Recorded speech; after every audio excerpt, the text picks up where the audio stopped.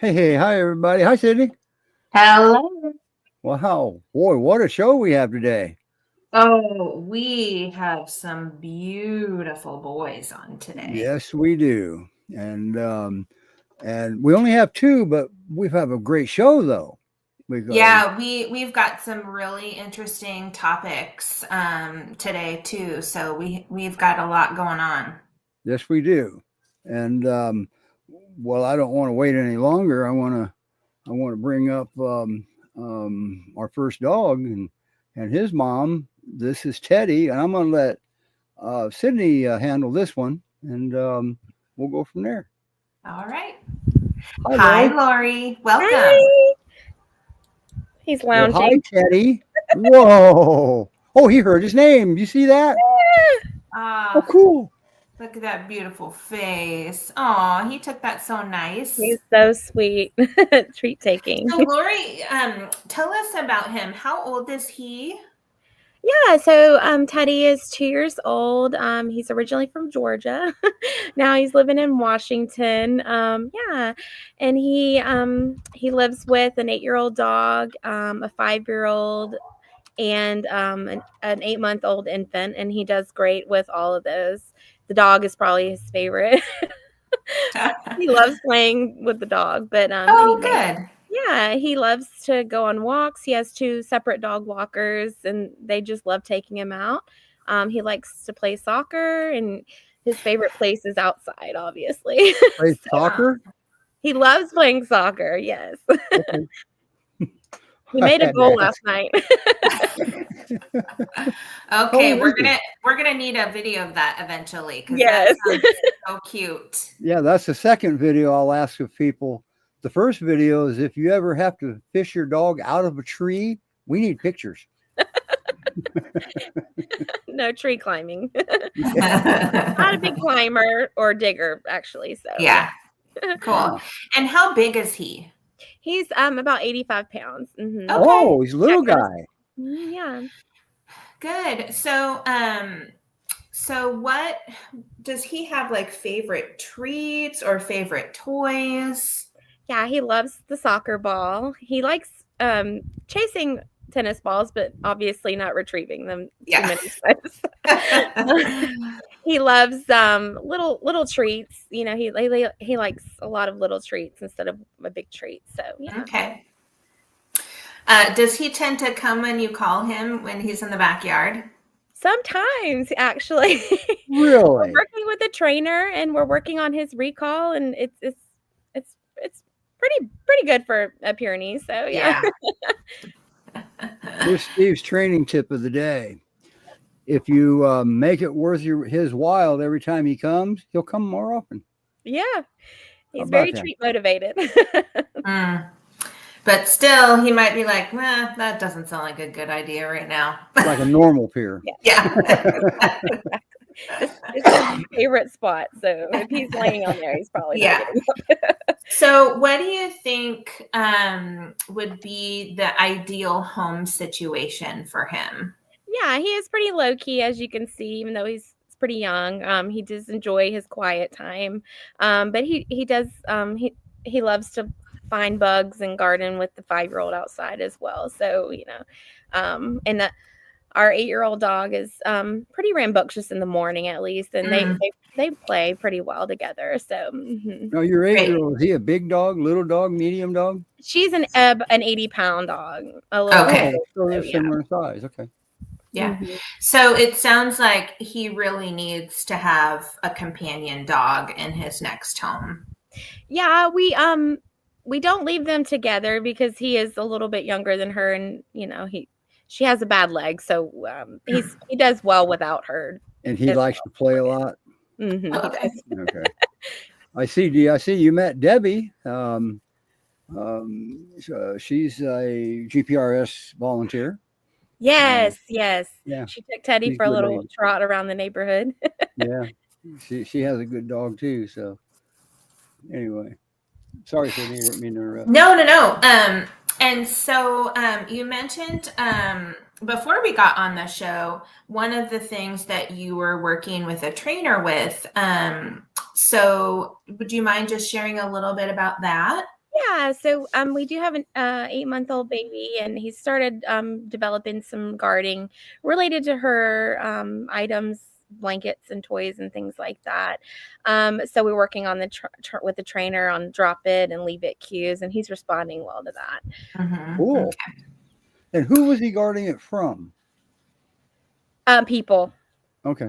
Yeah. So it was his. It was on the floor as his. That's one of That's the Great Pyrenees property laws. Exactly. The only way it's If he not sits his with is it if he for a broke little it. bit, it becomes his. Yeah, yeah.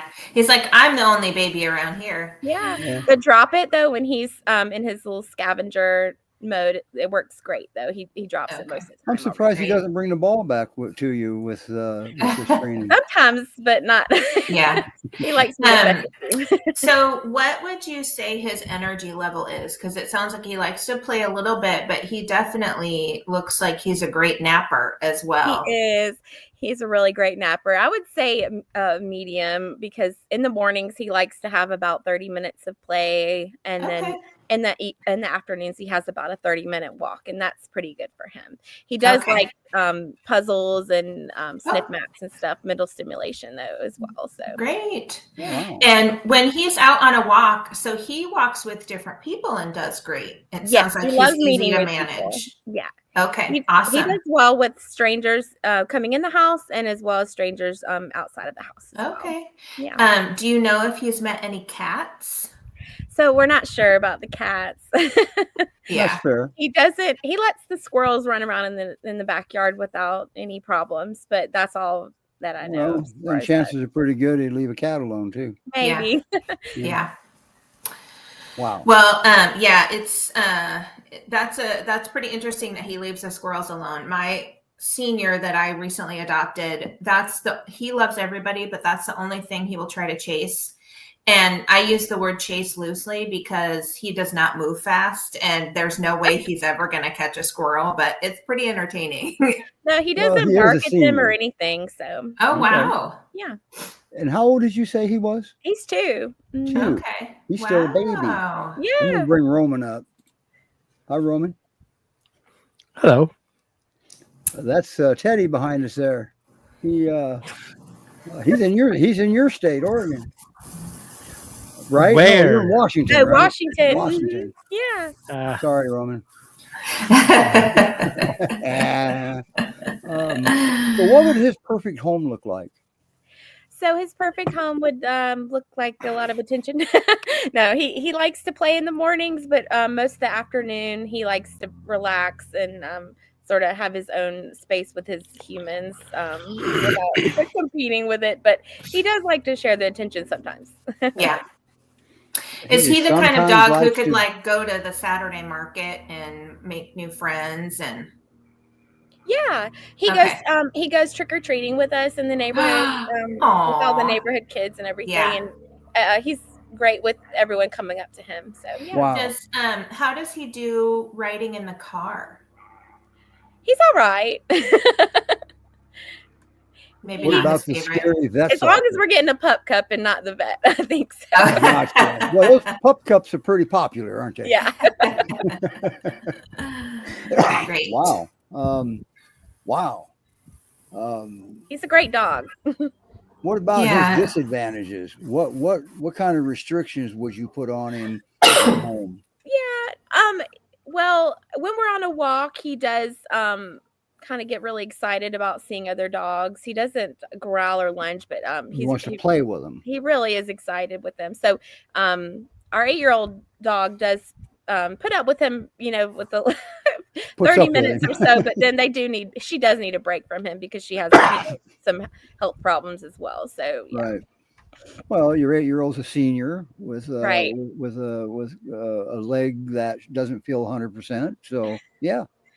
His pie paw kind of gets her sometimes. So. But it sounds like she tolerates him quite nicely. Yeah, they do. They really do play well in the backyard. So he's really never met a stranger then?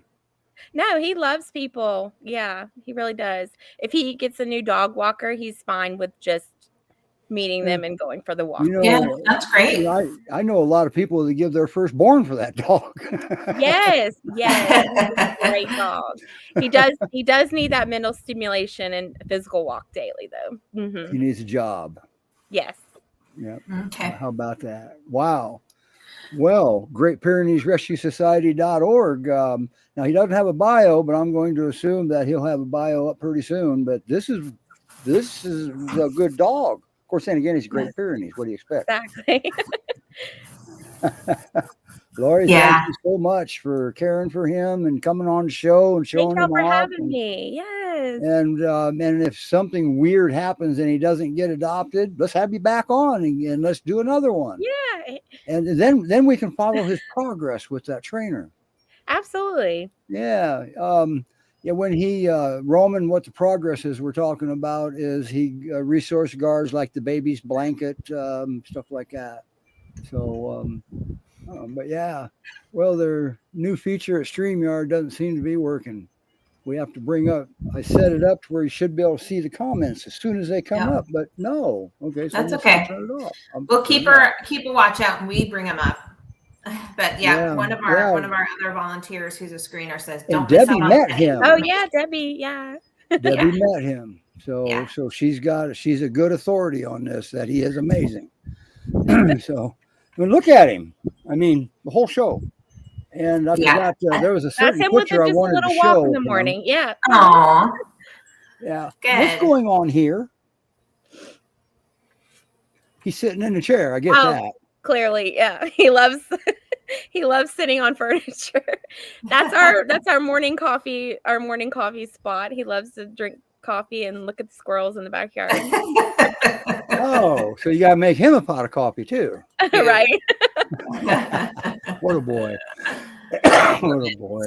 Yeah, but that's a good looking boy. And if any, I mean, clearly walks well on the leash. He is great on the leash. Sounds like you got the perfect pair. Thank you for fostering. Yeah, and thank you so much for bringing him on the show and sharing about him. Yes. I'm so excited. Yes. He's excited too, as he Yeah, I can tell he's all over the place here. Well, he is 2 years old, so he's got a couple more years of puppy in him yet. Mm-hmm. So anyway, thank you, Lori. Thank you very much for bringing him on. Thank you. And that made my day. And now the next dog we have, Roman's here for him.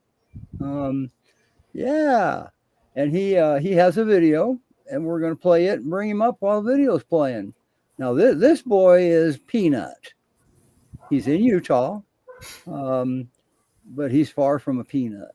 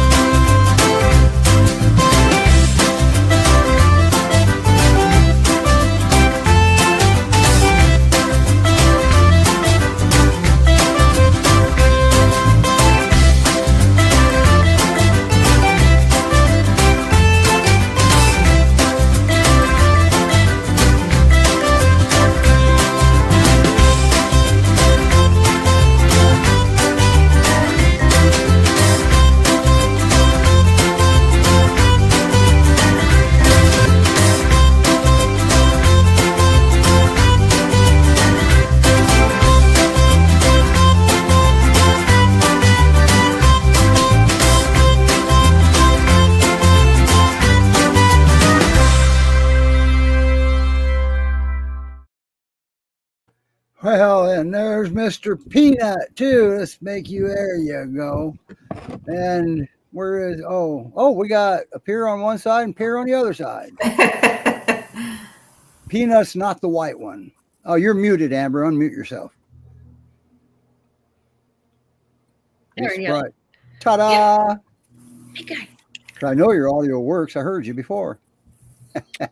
Wow, he is one good-looking dog. Amber, that's Roman. Roman, this is Amber.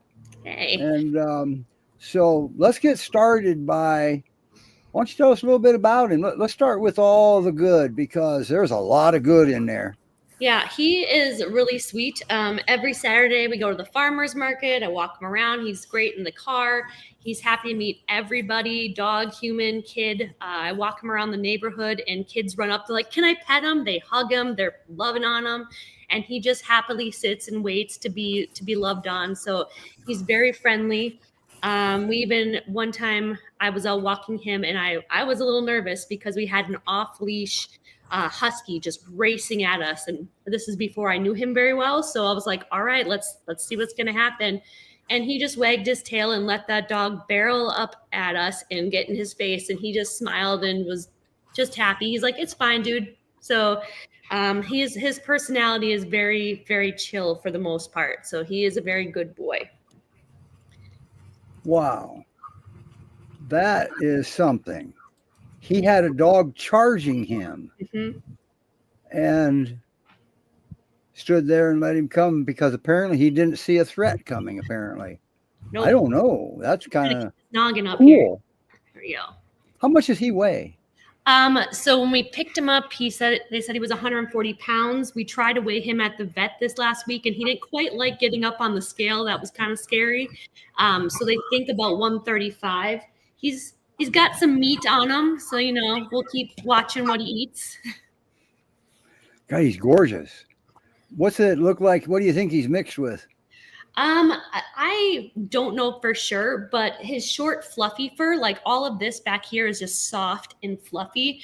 It reminds me a little bit of like husky or Malamute. Like a sled dog, yeah. That fuzz. He's got a beautiful tail.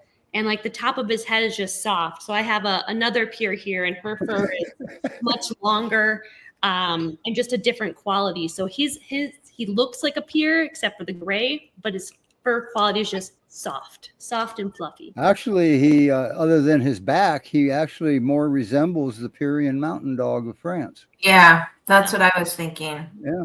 But anyway, wow. So, and obviously the two get along well.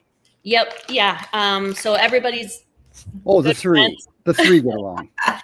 Photobomb. He gets along with my little Pomeranian. He plays with my other peer, so he will play with any size. And actually, his go-to move while he's playing is the other dogs will, they'll be batting him around, and he just like slow-mo will sort of like fall over onto his back and then like do a slow-mo like, oh no, I've been captured.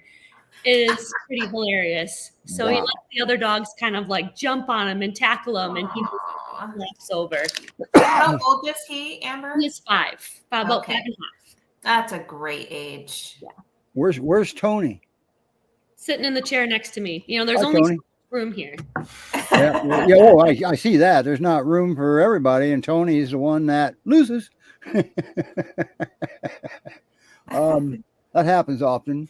Now, where do your 2 dogs sleep at night, or your 3 dogs? Next to the bed. Next to the bed. Best spot is on the floor next to me, but then they end up moving. It gets a little warm, so we also have a tiled bathroom and kitchen.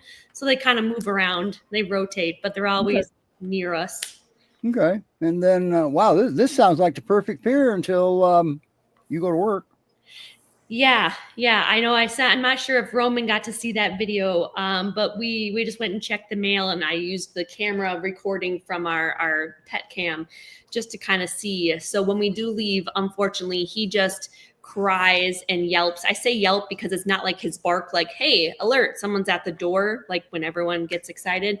But it's this really sad like yelp, and he just cries and cries and cries for hours. if So Tony leaves and you're home, it's not the same. it's not the same. So Tony is home. My husband is home most of the day, almost every day. He is like solid, and they're like, okay, that guy doesn't go anywhere. It's fine. But I'm in and I'm out, and that really seems to stress him out. So if we leave together, cries. If I leave for work in the morning, which I do, he sits and cries. He'll scratch at the door, cry, yelp, howl. It just like breaks your heart because he is having a meltdown.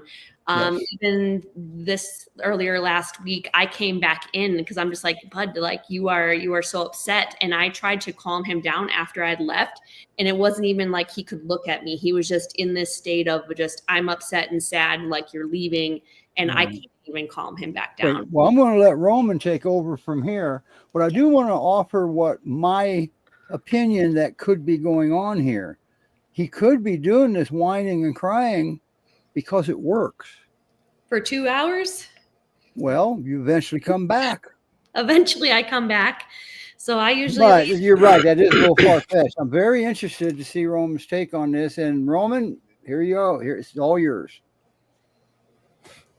Okay, ladies and gentlemen, and live from Oregon. No, I'm kidding. Well, thank you, Amber, for taking care of it. First of all, how did you feel about the questionnaire? Some of it I couldn't quite respond to, just because we haven't left him home alone. So one of the reasons why we brought him into our house is because the post was that he was not doing well at the shelter, that he was struggling with being alone, and that's why the previous family dumped him. That sounds sad, but I like your wording. we brought him into our home knowing my husband would be home and knowing that we had that stability for him, and at least he would have somebody. And so we haven't left him home a lot because we know that it is upsetting. I come and go because I'm working. But some of the questions would be like, does this happen? And I'm like, well, it's different. So if I consider myself the primary person because I'm the exciting one, I come and go. You're the exciting one. Yeah, I'm like, I don't know. I do things, I feed him, but Tony does all those things too. So it just depends on who you think is the person who is Well, first of all, in charge. it makes totally sense, especially if we have a dog who comes from rescue. We don't know a lot of things. And even though the rescue may have an idea what happened, they don't have it in written because people who surrender dogs don't tell the story. But also, on the other hand, shelters and rescues don't ask the story. They don't know what to ask about. However, the information was good enough for me to kind of do a preliminary assessment, because each case individual, we cannot just make a general concept. We have to look at each case individually. So to kind of break it down, separation anxiety is it's not a behavior. So we see behaviors, but it's not the root cause. It's a disorder, meaning is the dog is really going through a panic attack. The dog really feels nothing is going to improve. Dog see you leaving the house, you're not existing anymore. We have to call it object permanence. Once the object is gone, the object doesn't exist. In that case, the dog goes into a panic response, right? So answering Steve's recommendation, it could be a functional behavior. I don't think so, because the dog is not constantly doing that. He's so stressed and so disoriented that even if the owner comes back, the dog doesn't calm down. He doesn't see the owner being back. He still see in the concept the processing doesn't work anymore. So let's look at the separation related, let's call it symptoms, right? From a clinical perspective, we see escalated alertness of the dog when the owner departures. So which means, based on the description that I have, based on the questionnaire, right? The dog has destructive behaviors and vocalizing when left alone, avoidance and panic during crate or confinement attempts. That is the recommendation because we think that's what happened in the past, because right now he shows a panic attack when he goes in the crate. He shows, but it also, he's very large and the crate was not the proper size, but he did not like being contained, any type of containment. Right. So then we have excessive shadowing means the dog is following the person around, making sure he's not losing out of sight. Because again, that kicks in the object permanence. Once you're not in the sight, he gets stressed. That's a body response, right? Then we have psychological stress. So the dog is drooling, panting. He has digestive issues, which means the entire system is basically shutting down. He has limited response to the environmental and calming aids. Even the person returns home, the dog still is not calming down. So the dog is totally gone at that stage. We see the dog is also not actively improving with medication, right? Not because it's chemical induced. Once a dog is in a panic mode, it's already too late for the chemical to kick in because the chemical is in the wrong direction. It's not addressing that issue. And the other part with guardian breeds is once they get into that state of panic, they are in a consistent survival response. So I would say the dog is in a chronic stress. So, and that departure just brings that chronic stress to the final level. From the emotional and behavior interpretation, I see Peanut operates from a state of emotional hypervigilance, which is definitely indication of early puppy trauma, and I think that's going on for a very long time. His need for proximity, patterns of distress, and his resistance to containment again aligns to this call it pre-existing trauma or early puppy trauma. The environmental cues in the foster home remain unfamiliar and untrustworthy. I think that period of time the dog is there, he hasn't been in the routine. He didn't come into the routine to feel safe, and that's normal considering that he's in a chronic stress, which means he has hard time processing things and hard time remembering. I have ADD, so if I'm very stressed and you tell me what to do, I will not remember what you told me yesterday. In fact, I don't remember what I had lunch yesterday. Looking at the confinement and containment spaces, he definitely goes into a flight response. He wants to get out of that, which means it indicates to me that a dog was confined very early. Maybe it started with having the panic attack because he was contained. So him not having access to the people because every time the dog was contained, people left, likely. That makes me feel like that trauma experiences happened when people left the dog in the crate. He was fine in the beginning until he wasn't. And then the whole thing came into fruition, and all of a sudden now it becomes a kind of a situation. We have also to see the breed-specific contribution, because guardian breeds are selected because of their ability to scan the environment and be sensitive to the environment.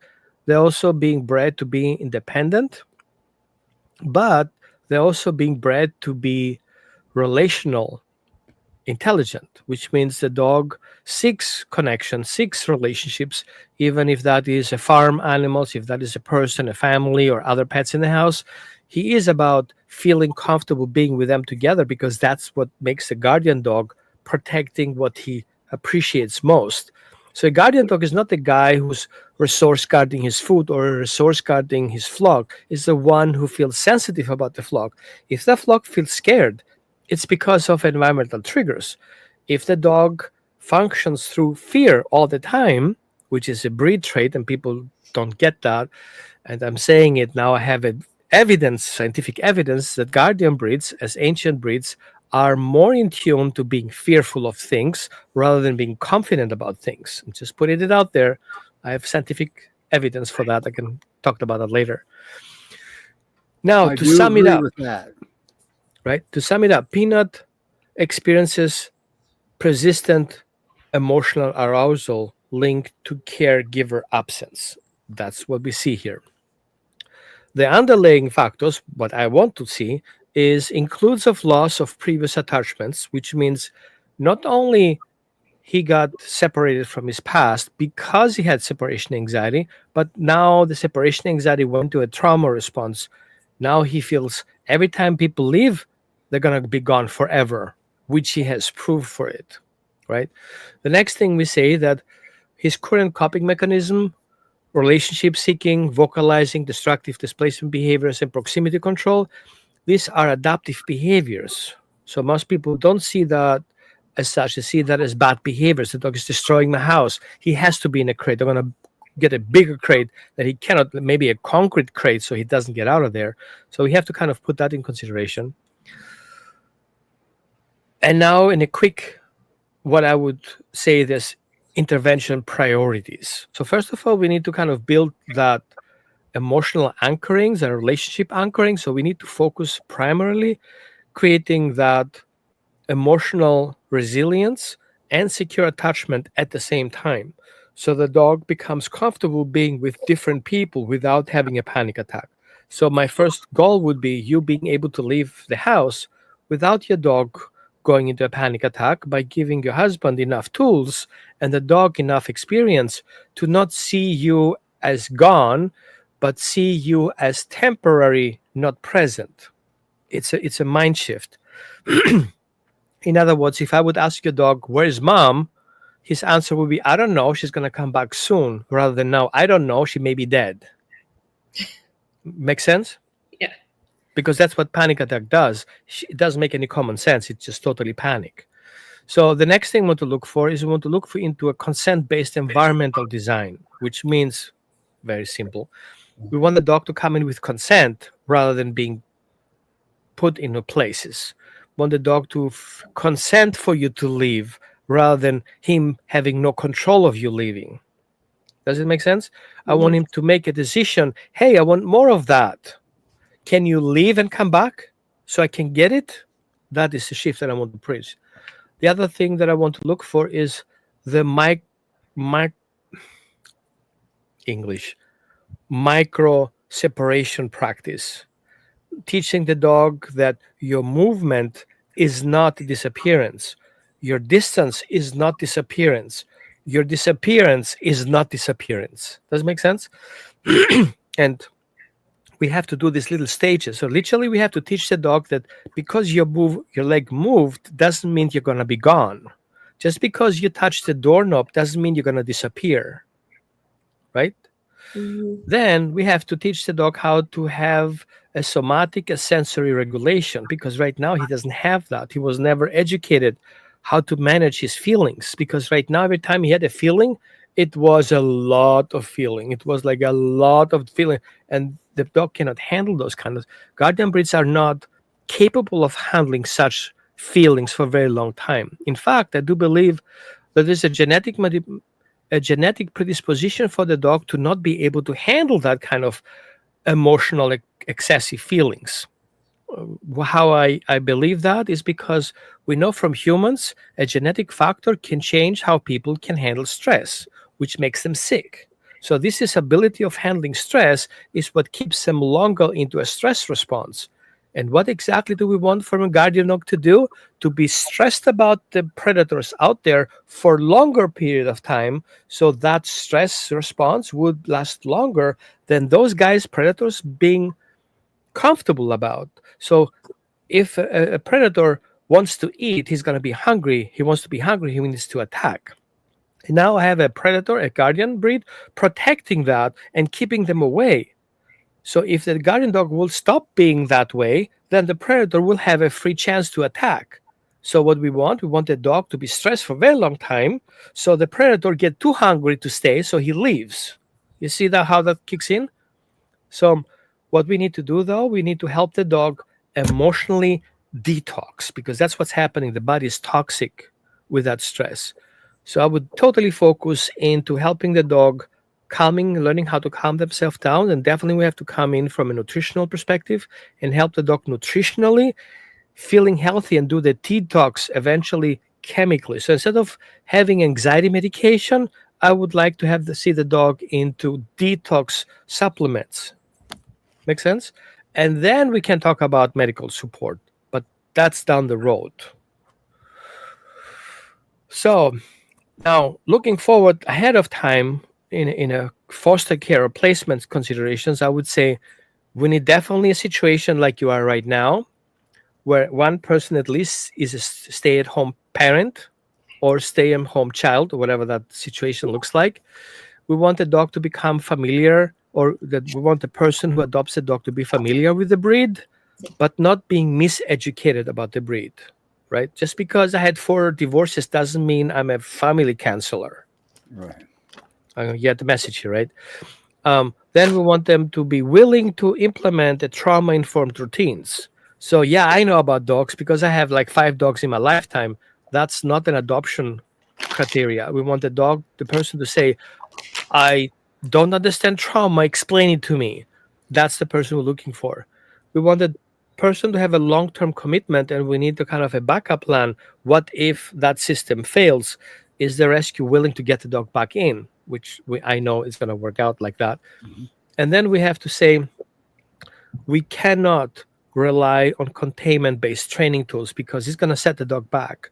So I know people say always, yes, of course, I love him. You're going to do everything for impossible. But once you close the door and you leave, they're going to go back to their old routines because they'd worked for them in the past, but it's not going to work for that particular dog. However, that doesn't mean the dog is not adoptable. We just have to make sure that people understand that there is support. And I personally offer my support here officially. So if the dog is being adopted, I'm happy to assist getting that sorted out in cooperation with Steve. I think Steve is part of the team here. And so the support availability would be full transition plan. So before the dog is being adopted out, the people who adopt the dog should know exactly what to do before the dog gets there. Have them work with that a little bit in their mindset, how it would look like. Virtually or weekly check-ins and progress tracking. I would definitely see integration with a veterinarian in place and a pet sitter in place so that at least we can reach out to them if we need to. And I would say we need a custom designed secure attachment protocol that fits to the family, their family system, and the dog's pre-existing conditions, and what we have worked already in between before the adoption, right? And of course, as I said earlier, we need to kind of do that onboarding education before the adoption can happen. So I would definitely say we need a specific questionnaire, an adoption questionnaire for the future adopters for that particular dog. Now, what happens if Amber and Tony decide to adopt him? I'm saying they're lucky. They're lucky. Okay.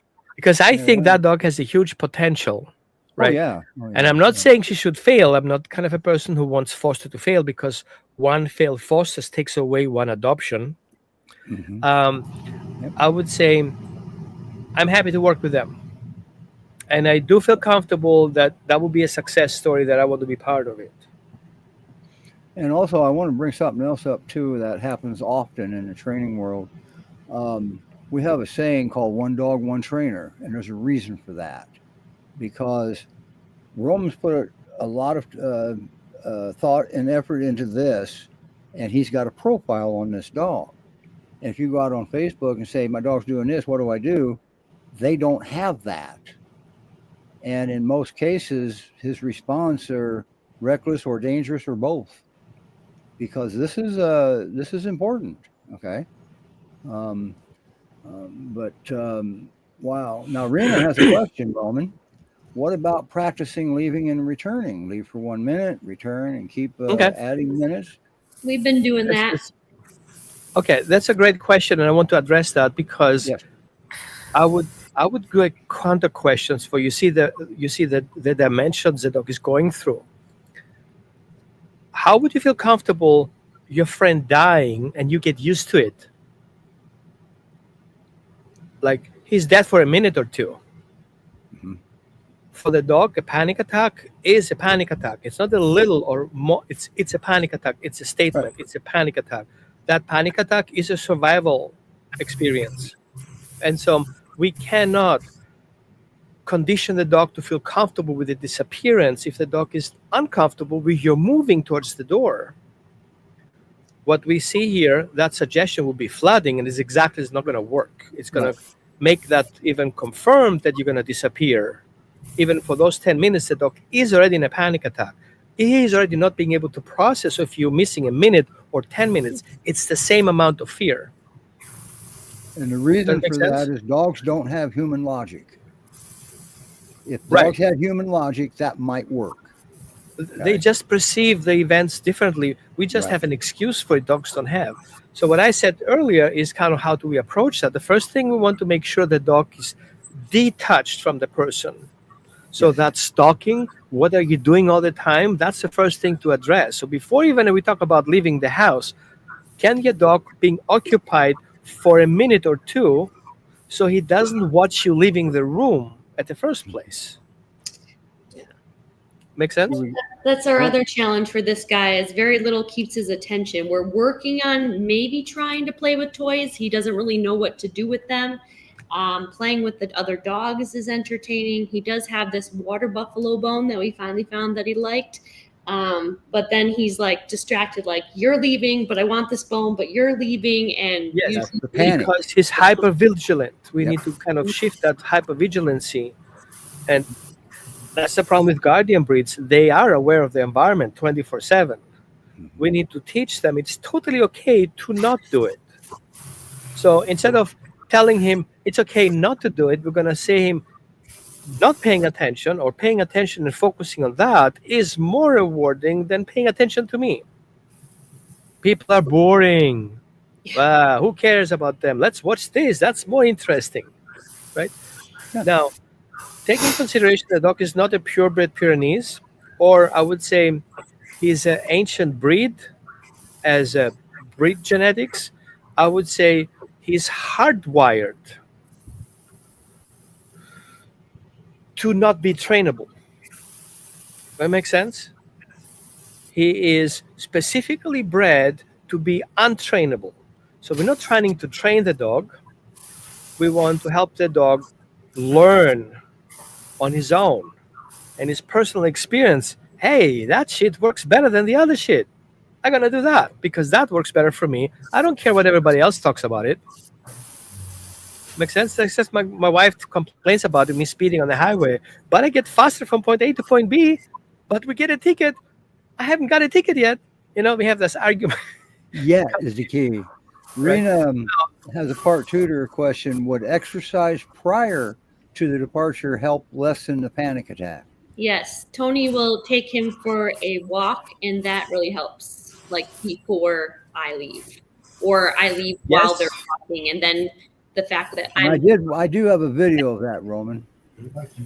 I would say yes, but Yeah. it may work theoretically because your basically, dog doesn't. I leave while they're in the middle of a walk, and then if I'm gone, Right. then he's like, Right. "Oh, What okay." tells me that is your dog doesn't have a problem with not being present. He has a problem with your disappearance, like Well, zooming out, when which they, is. Go ahead, Steve. when they came back from the walk, after a certain period of time, it went back to disappearance. Right. This is why I said it works halfway. Because Right. right now the dog will see the pattern soon that if we go for a walk, mom will be gone. Now him leaving, he still now says, and I'm gonna come back and she's gone again. It's not far away from that. Now all of a sudden he may be resistant to going for a walk because That's right. knowing That's what I was she's going to gone. say. Pretty soon Right. he's going to associate the walk with mom gone. Lorena says, would exercise prior to departure help? Not in that case. Right. Right? Because the dog, it's not about him being okay with them being gone. If he would be okay with that, then we didn't have a problem. It would be an easy fix. But right now, the dog is in stress response, her not being present. Not her leaving, it's her not being present. It's already the trigger. So I would say he needs to learn what's going to happen. One strategy would be, I don't know yet, depending on digging a little bit deeper into that process. What if we teach the dog that mom is gone and we're going to find her? So now he knows it's going to be a game. She's going to leave, and then we're going to go outside finding her. So And I can that's a predict fun the thing. future. That makes me feel safe. So our priority would be helping the dog in his brain function to see the safety islands rather than see him drowning in each one stages. That makes sense? So I see, looking at from a behavior perspective, so from behaviorism perspective, doing the exercise would address the behavior, we're not dealing with the behavior. We're dealing with the body response that happens. And that's the memory bank that sits in there, triggering and refiring. It's like extinguishing a tree stump and it burns in the root and you don't see it. It's going to fire up soon enough in a bit. Right. You got to look at the behavior as simply a symptom. Right.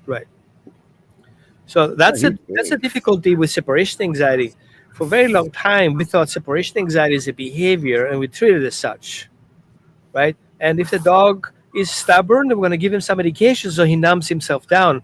But that doesn't address the separation anxiety. I know there are big books written about that, but those books, most of them have no scientific references. They're just saying they are out there, but I haven't seen those references they're referring to, saying they exist because they're not. I haven't seen them. Right. I try to avoid anti-anxieties like the plague because this is a thinking breed. And man, I've studied this. It seems to cloud their thinking. And I prefer they think straight. That way we can work with it. Wow. Now, do you have a specific question for Roman on, like, say, what do I do next? Pretty much. I mean, we've had him for a month. We've tried different things and just it's not working to calm him down. And it just breaks your heart when you're watching him on the video and just crying at the door. So I guess specific techniques to help get him to realize, like, it's okay that I'm leaving. I'm coming back. Debbie is on a good route here. So she suggests that we put it in case it's like would playing hide and seek help. Yes, that would be a great idea. However, we need to teach the dog what exactly are we playing. Right. My recommendation would be to start with one particular thing. Teaching the dog that we are safe, that we are predictable, that everything we say out of our mouth leads to a positive experience. So Steve knows that already. So exercise number 1. Take yourself 10 treats. Look at the dog. Say the dog's name. What's his name again? Peanut? Peanut. Toss a treat. Let Peanut walk away from you. Oh, okay. Yeah, walk away. However, He usually won't leave me. we need the other dogs to be gone. He usually won't leave, but this will make it okay to leave because something good happens when he leaves. Right. So now we need to take away the other dogs and only have one dog at a time. Right. This is one-on-one. So you and Peanut are together in the bedroom. In front of him, he's like, Mom, what are we doing here? Peanut, give him a treat. Peanut, give him a treat. Without another dog present. I know it's tempting, but we don't want competition and we don't want cues coming in from the side. Right? Because that dog is like, I want the treats, I want the treat. So he may take the treats because there are competition. Right. You want the dog to take the treats because you got his attention. Yeah. Make sense? And it came from you. So 10 treats in your hand and start working on it. The dog walks away. You don't say anything. He picks it up. He comes back. Now we have a routine in place. The routine is on his own terms, without you telling him anything, him chasing the treats. So again, exercise number 1, take the dog's name, give him a treat.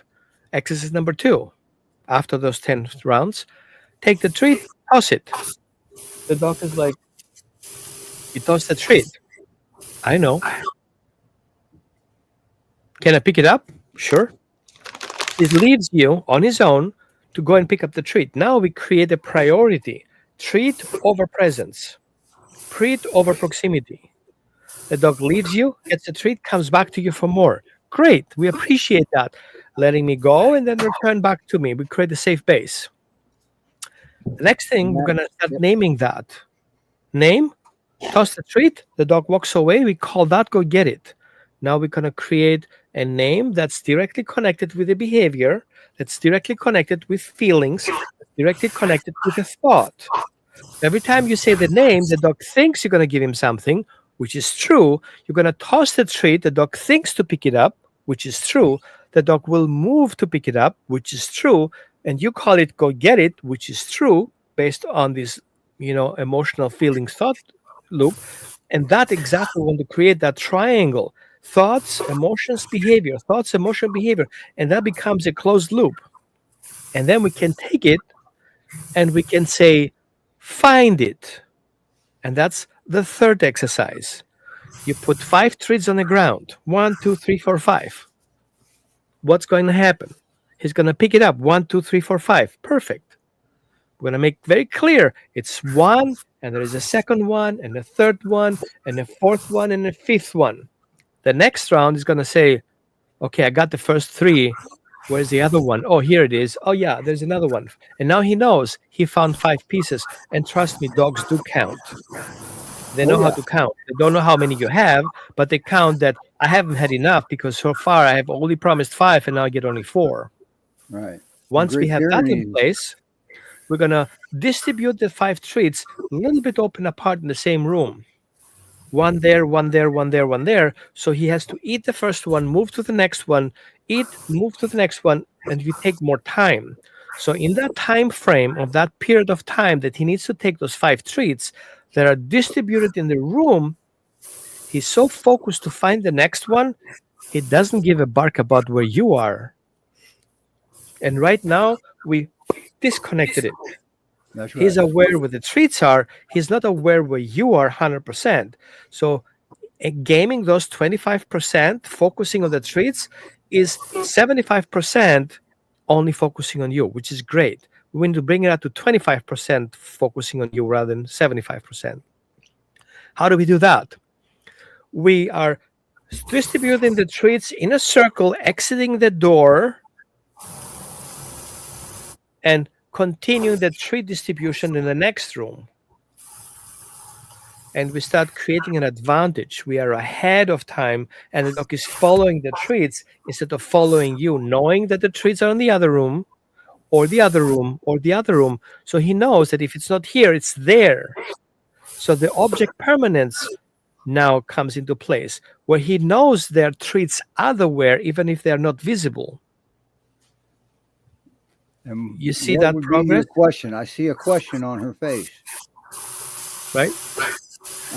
Go ahead. I'm like, I just hope these treats are tasty enough because he is not very food motivated. Okay, here's the thing. Got regular meals under control. Don't go too fast. Yeah.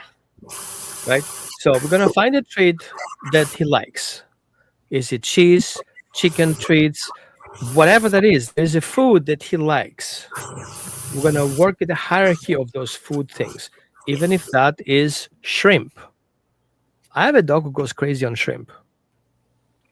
Right? I have a dog who crazy on chicken. Yet he prefers breast chicken over thigh chicken.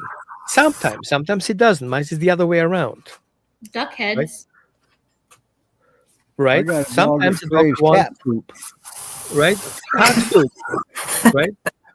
So I leave it up to you to find that hierarchy and make a list of it. But literally don't say I've tried everything, because your dad didn't have tried Greek olives. Here's the thing. A stressed dog won't take a treat. Why won't he take a treat? It doesn't taste or smell right.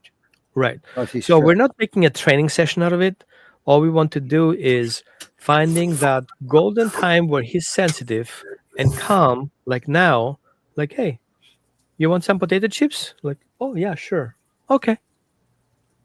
I have 5 potato chips. Here's another one. Oh, okay. You have more of those? Absolutely. Name, reward. Name, reward. You stick into exercise. Just like that. So It don't won't make be it a long training before session. you're cussing Roman saying, I got to buy cases of treats now. Right? So always help the dog make a choice. You want cheese puffs, potato chips, or carrots? Good.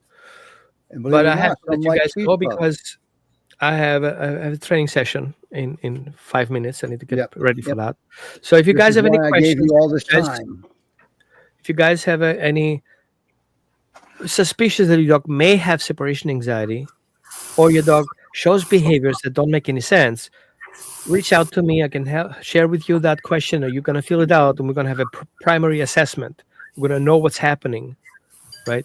And I make it very simple. Filling out the questionnaire, adding numbers to it. The amount of numbers you collected tells you how much you're dealing with separation anxiety, not how much, how likely you're dealing with separation anxiety, and how likely you don't. Yep. And Roman has way more. In all the years I've been doing this, I've probably dealt with 3 separation anxiety cases. Because in those scenarios, and it's common, it was boredom. And they got similar side effects, similar behaviors to separation anxiety, but just they're not all there. Okay. So I'm not experienced with separation anxiety. That's the problem. I know my limits. We need to know our limits. But I just learned a lot too. And I I have think limits too. If that's I right. see a separation anxiety goes beyond my potential, I have a veterinary behaviorist Yeah, who we have specializes in resources too. separation anxiety, right? And actually, he's not even in US. He's actually um, in the Emirates. But she's German, so we have common language. So I I think can I know reach who you're out to her and talking say, "Hey, about. this is my case. This is what I've gathered so far." And she's a medical person. She's going to say, okay, based on your image, what I have here, these are the recommendation I have to kind of work on that. So there's always the next level, always to check into our next level. And I believe she has a next level too. So it's not the end of the story yet. Right. Yeah, we all have resources, okay, because we need them. We don't know it all. Okay, I'm just a rookie. I've only worked with 12,000 dogs. I'm just a rookie. So thank you, Roman, very, very much. Thank you. And if you're not comfortable with a trainer, opt out. Simple as that. You know. I believe if we do something and it doesn't have a progress, there are 2 reasons why. Option number 1, the progress is wrong. Option number 2, the assemble of the progress was wrong, because all these pieces do fit together. If I have auto parts, the auto parts are right. How do I assemble it though, right? And then option number 3, I forgot about that. The option number 3 is I'm not following through with those parts that I have to do accordingly. I tried to put the bearing on it. Forget about it. I'm gonna do the door now. Yeah, I'm gonna go Some on things next have to step happen, instead. right? Yeah. Sometimes it's a time factor. Sometimes an event factor. If I don't do this, the other one will not work. So that's the part of the behavior consultant coming in and kind of map it out appropriately and see how is this actually look like. It's basically like painting a picture. I have my mind about what the picture look like, and you're the one who's painting my idea. I need to educate you and talk to you what colors we're going to using and how we apply the whole painting.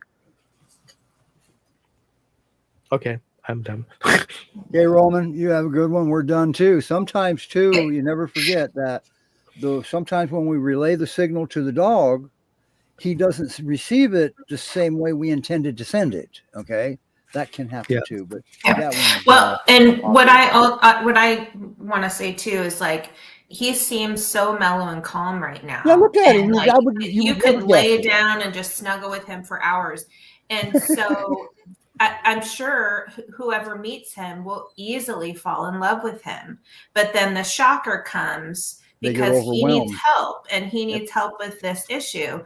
And so, that's what you have to navigate as a foster, because you have to find him somebody not only who will easily fall in love with him, but will have the level of commitment and use the tools that will be specifically for Peanut, to adapt to his new home. So that is a challenge. And, sometimes it's why when we're in rescue and potential adopter comes and they're like, no, this is my dog. And sometimes the rescue is like, I don't think you're ready for this rodeo. So let's find you a different dog. But because we want everybody to meet with success, and that picture doesn't look the same sometimes as what the potential adopter thinks it is. Right. And so, that he is just adorable. He's lovely, but he needs some extra help. Before you're ready for a Peanut. Now, I will say something about Amber and Tony. In the times I've been working with them, Roman, I never once heard them say, or the dog has to leave. They're not saying that. They're saying, we got to fix this dog. Okay.